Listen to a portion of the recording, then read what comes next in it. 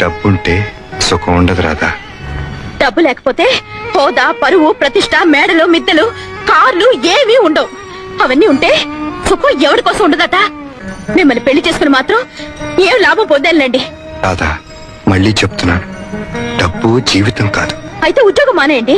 జీతం లేకుండా ఎలా బ్రతుకుతాం? డబ్బు జీవితం కాదన్నారుగా మరి. బ్రతకటానికి కావలసినంత కావాలి. ఆ బ్రతికే ఇంకాస్త సుఖంగా గడపడానికి ఎక్కువ డబ్బు కావాలి అంటున్నాను. అయితే డబ్బులోనే సుఖం ఉందంట. అంతేగా మరి. నేను ఒప్పుకోపోతే అన్నం తిను, పచ్చి మంచి నీళ్లు కూడా ముట్టుకోను. ఓకే, నువ్వు డబ్బుతోనే సుఖపడతాను అంటున్నావు కనుక, నేను డబ్బు సంపాదించలేను కనుక